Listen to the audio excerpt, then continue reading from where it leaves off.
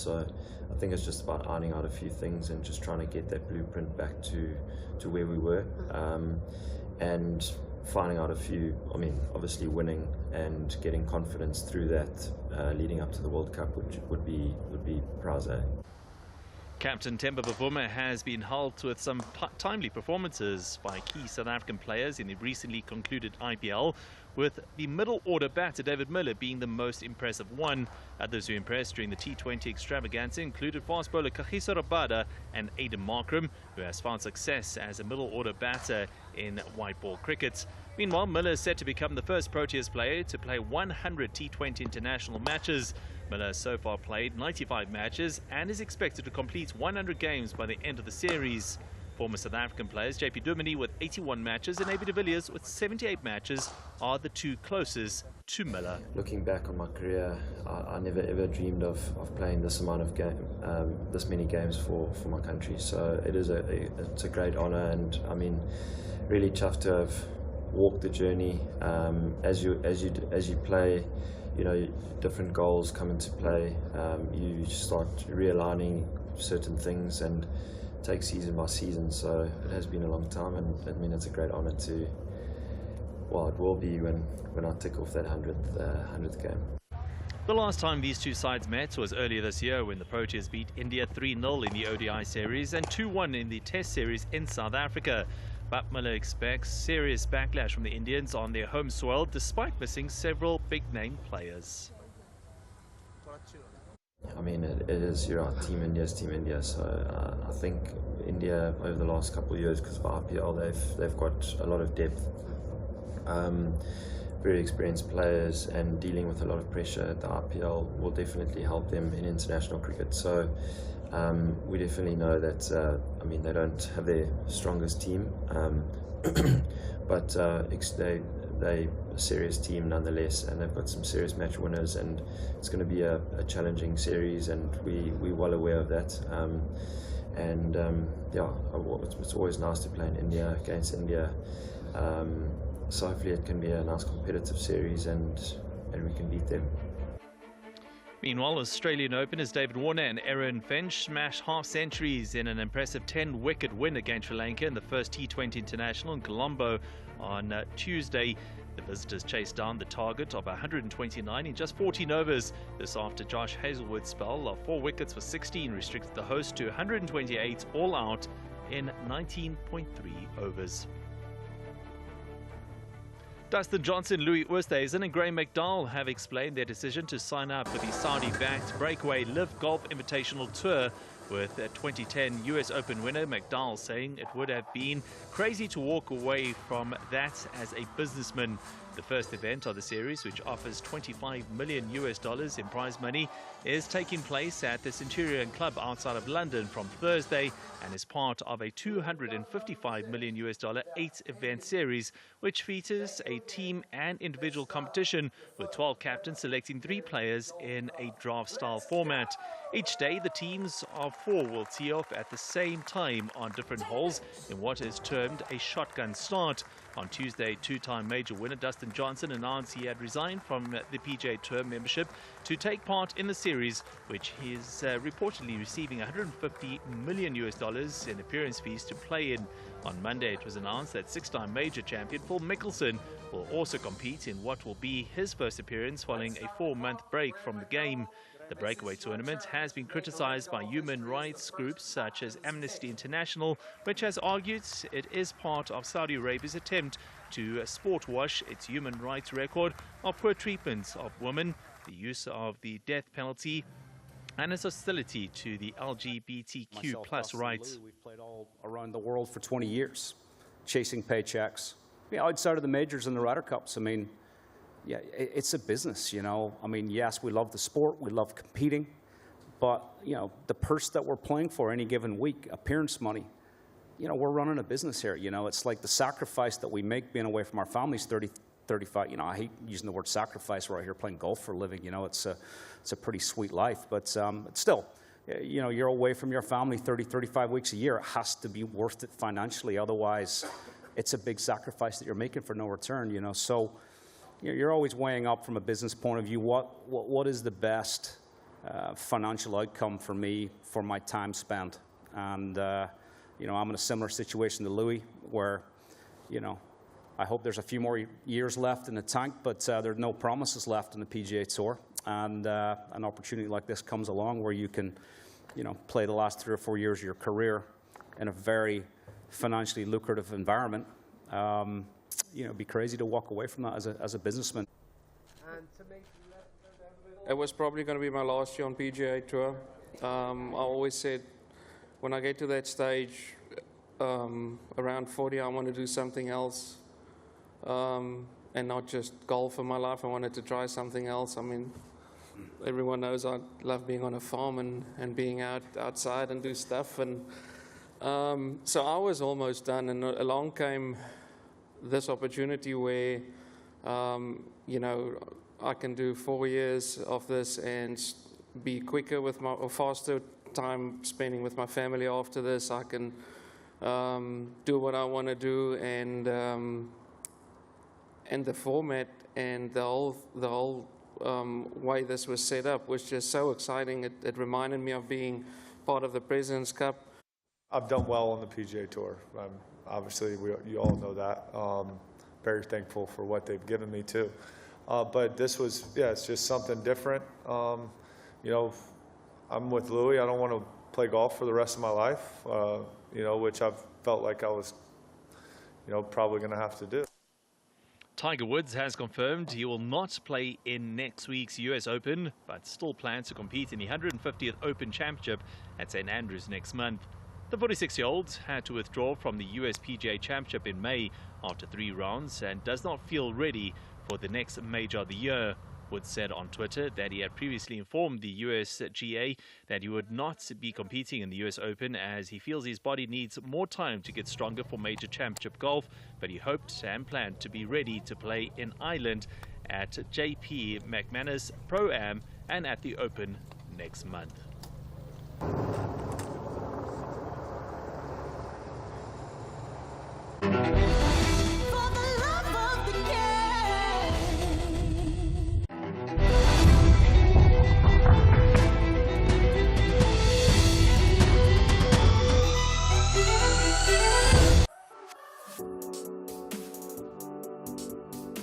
Please note that the official date for analog television switch-off is imminent.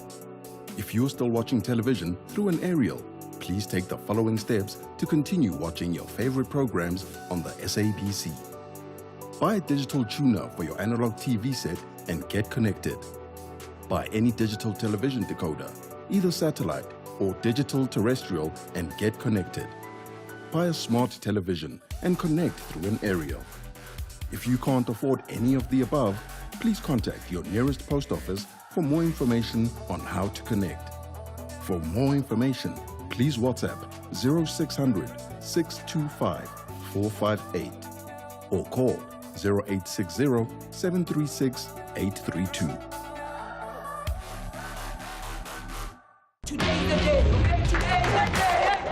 Mzansi football is about to change forever. Football is freedom. Let's just go there and enjoy ourselves. Let's play. There's nothing impossible. We just go there and win the game. Crunching tackles and lightning pace have a new face. Istande, Zamaya, and Ishibobo will be executed with perfection. Tactics will come alive with excellence and precision, just by the players you're yet to meet. Our names will be known from KwaZulu to the Free State. Our names will be praised from the Table Mountain to the hills of Venda. Because this time around, we, the women of Mzansi, take to the field. We're taking Idisti to new heights. Our home is football, and we love it here. Double save! A double save!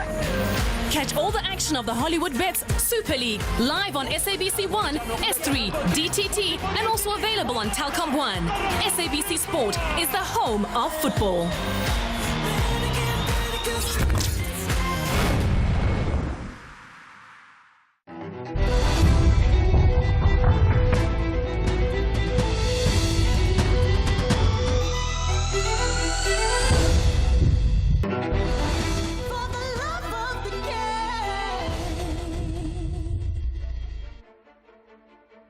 In Tuesday night's Nations League results, first-half goals from Nicola Barella and Lorenzo Pellegrini earned Italy a 2-1 win over Hungary. The result means that the Azzurri now have 4 points from their 2 opening League A Group 3 games. England were spared a second successive Nations League defeat as Harry Kane's 50th goal for his country, coming from the penalty spot, salvaged a 1-1 draw away to Germany. Afterwards, England manager Gareth Southgate praised his team's fantastic response to falling behind to Germany and Kane for his milestone, while Germany head coach Hansi Flick bemoaned the referee's awarding of the penalty. Yeah, I think rightly the fact he's got 50 goals will be the centre part of the story, but his all-round game, the way he led the line, the way he competed, the way he pressed from the front for us today was exceptional. And I think his quality to drop deep, I know people say he drops too deep, but you need a player that can come and link the game, and he gives us so many different options. And when we had runners past him like Raheem and Bukayo and Mason, then that part of his game comes into its own. Der Tag heute oder das Spiel heute war genauso, wie wir uns das vorgenommen haben, genauso wie wir uns das auch vorstellen, wie wir Fußball spielen wollen. Ich glaube, die Art und Weise, wie wir Fußball gespielt haben, war auch für die Fans, für die Zuschauer im Stadion, aber auch zu Hause wahrscheinlich einfach toll. Schade, dass wir uns nicht belohnt haben. Wir haben gegen Gegner gespielt, die natürlich enorm stark in der Offensive sind. Das haben sie auch gezeigt. Wir haben einen Torwart mit Manuel Neuer in den Reihen, der absolute Weltklasse ist. Und das ist und bleibt er für mich. Und er hat heute gezeigt, wie stark er ist.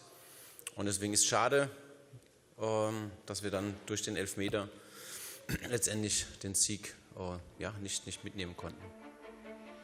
A Sadio Mane penalty in the 98th minute saw the defending champion Senegal defeat Rwanda 1-0 in their 2023 Africa Cup of Nations qualifier on Tuesday.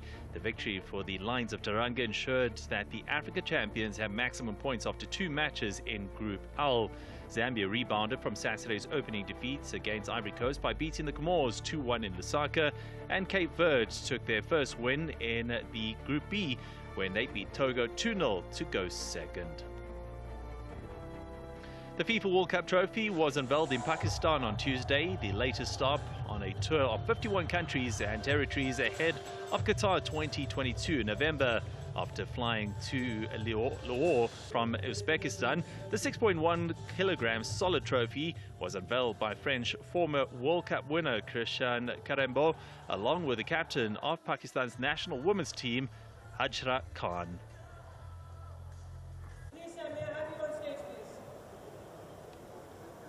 Today we're here at the FIFA World Cup Football Trophy Tour in Pakistan. We just unveiled the World Cup trophy, and being part of the national team representing Pakistan, it's always been a dream to be close to the World Cup, be able to represent Pakistan in the World Cup. But the trophy is home, and I hope it strengthens the belief of all the followers and fans and football players in the country that there is hope and there's a goal we can reach in the future, which is the World Cup. For being here on behalf of the trophy was put on display and a concert was held for the general public in the city. Saudi Arabia is the next location on the trophy tour. Former FIFA President Sepp Blatter and ex-UEFA President Michel Platini arrived at a Swiss court on Wednesday to face corruption charges which triggered their downfall from the summit of global football. Swiss prosecutors accused the pair, once among the game's most powerful figures, of unlawfully arranging a payment of 2 million Swiss francs or $2.08 million in 2011 from FIFA to Platini. The case meant Blatter ended his 17-year reign as FIFA president in disgrace and torpedoed his hopes by former France midfielder Platini of succeeding him. It is one of 25 investigations by the Swiss office of the Attorney General into corruption into football, with some 12 still pending. Following a 6-year investigation, the OAG accused the 86-year-old Blatter of fraud in the alternative of misappropriation, in the further alternative of criminal misjudgment, mismanagement, as well as of forgery of a document. The 66-year-old Platini is accused of fraud, misappropriation, participation in criminal mismanagement as an accomplice, and forgery of a document. Blatter and Plantini, who were once close associates but now bitter enemies, have both denied wrongdoing. They say they've had a verbal agreement over the payments, which related to consultancy work by Plantini between 1998 and 2002. 3 judges at the Federal Criminal Court and Bellozona will hear the case in the trial, which runs until June the 22nd. A verdict is due on July the 8th. If convicted, Plantini and Blatter face up to 5 years in jail. The Golden State Warriors will head into Game 3 of the NBA Finals in Boston with the momentum on their side after leveling the series at 1 apiece following a convincing 107-88 victory over the Celtics on Sunday. Steph Curry scored 29 points and made 5 3-pointers in 3 quarters of action, while leading the way as Golden State avenged their 120-108 home loss in Game 1.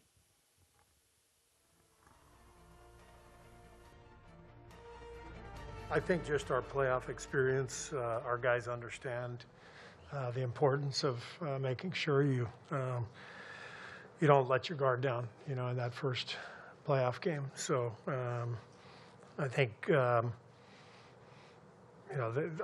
would expect tomorrow to be really competitive right from the start. We know they're going to bring a level of physicality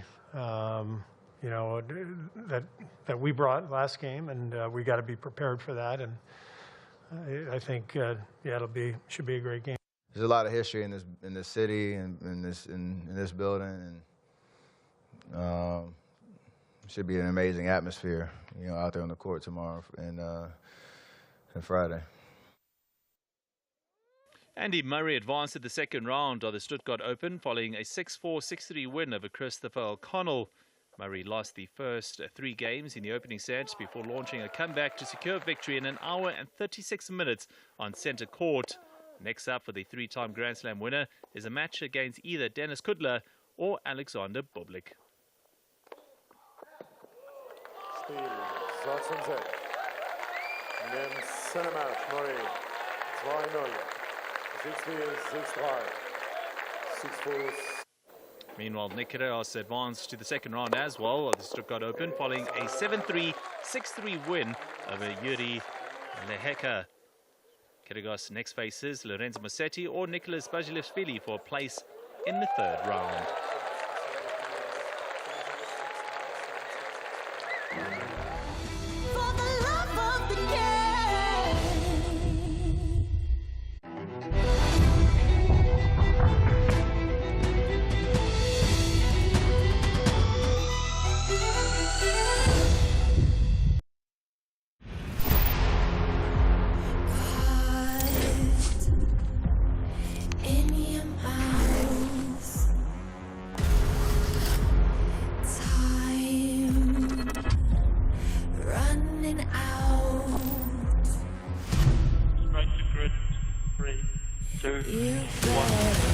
Lights out, W Series is underway. Oh, that's it! Jamie Chadwick's been hit! Oh, look at this! There's a change in the lead! And there's the move. Head down and get up to the car in front. Brilliant victory in the wet for Emma Kimmerleinen. Alice Powell gets through to give her the championship lead. Jamie Chadwick retains her crown in some style. This is W Series. The lights come on and flash. What they need most of all, Jenny, is some luck. And action got underway, but look at this card. It's a very different and challenging roll. Oh, Taylor's rolled!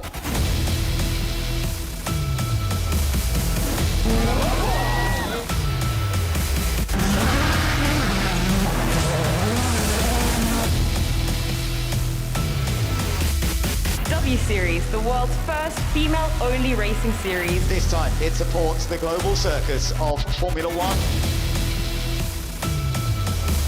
And we go green, very good start. Price goes to the inside too. It's a historic day for Porsche as they take their first Formula E win.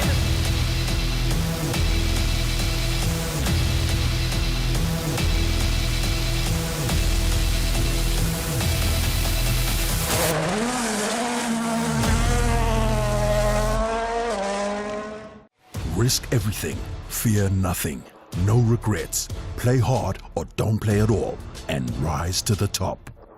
Catch the finest of local talent in the Heritage Rugby, Saturdays at 3 p.m, live on SABC Sport on DTT Channel 4, OpenView 124, and also available on Telkom 1.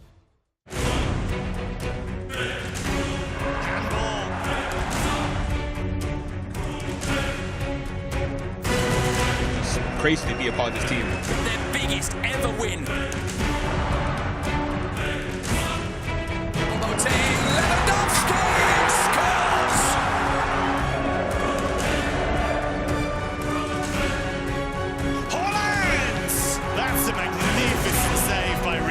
It's all about German football. Keep up with the latest from the Bundesliga every Monday at 8 p.m. on SABC Sport DTT Channel 124, OpenView Channel 4, and also available on Telkom 1.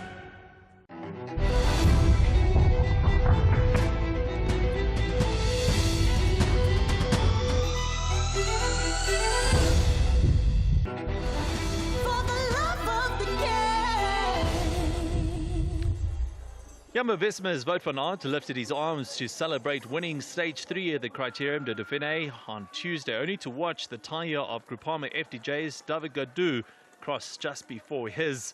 A look of disappointment shot across the Belgian's face as he realized he had crossed second as Gaudu celebrated winning the stage. The second place finish was enough for Wout van Aert to retake the yellow jersey as the leader of the tour from Stage 2 winner Alexis Villemos, who dropped all the way down to 41st place in the general classification as he struggled at the back of the peloton in the 169-kilometer uphill stage. Gaudu is now second overall in the race, 6 seconds off Wout van Aert, followed by Victor Lefay of Cofidis, 12 seconds off the leader. The International Skating Union voted to gradually raise the minimum competition age for senior figure skating competitions from 15 to 17 after a passionate debate at their Congress on Tuesday. The decision came after Russian figure skater Kamila Valieva tested positive for a banned substance while at the Beijing Winter Olympic Games in February when she was just 15. Vilieva's case prompted questions over whether the minimum age for competitors in figure skating needed to be raised to protect minors. The minimum age for skaters will be 16 years old for the 2023-24 season and increase to 17 from the 2024-25 seasons onwards in time for the 2026 Winter Olympics in Italy. The proposal was passed by 100 voters to 16 with 2 abstentions at the Congress in Phuket, Thailand, well clear of the 2/3 majority required. Valieva, who is now 16, had failed a doping test at the Russian National Olympics or Championships last December, but the result was only revealed on February the 8th, the day after she had helped the Russian Olympic Committee win the team event at the Beijing Games.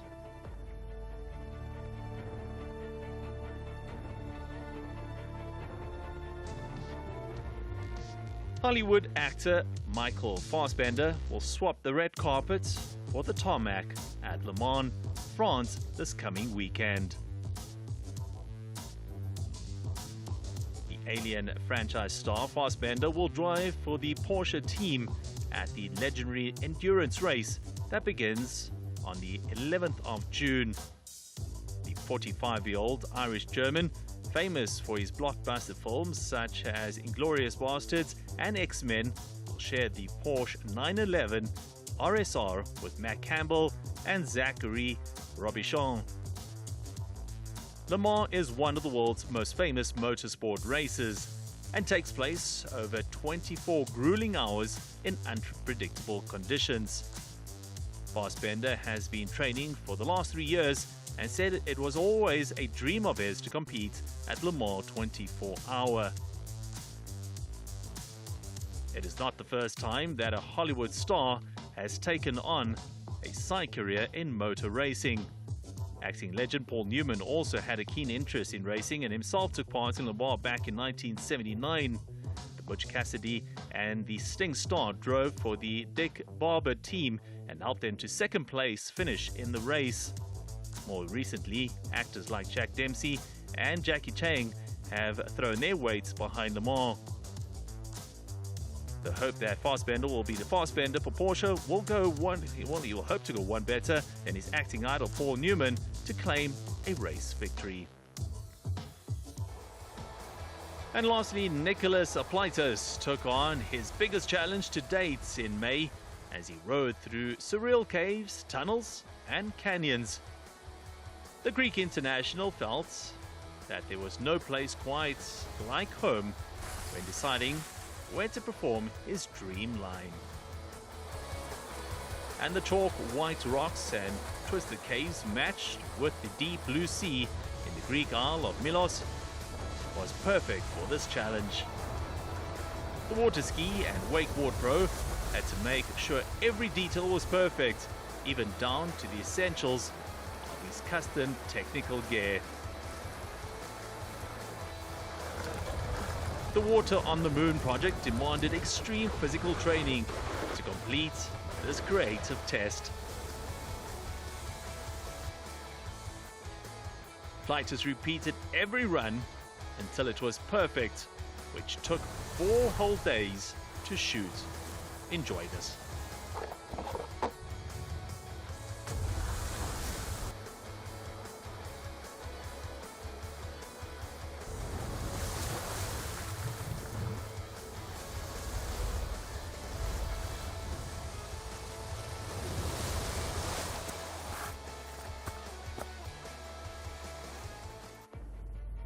Well, catch sport at 10 every Wednesday. It's live on SABC Sport, DTT Channel 4, OpenView Channel 124, as well as on SABC 1 and Telkom 1.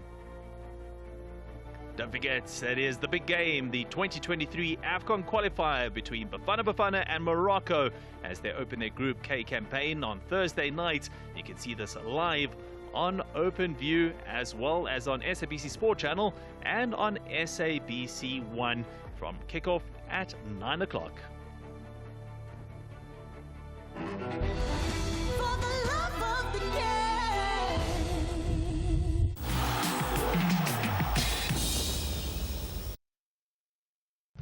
Ladies and gentlemen, it's NBA.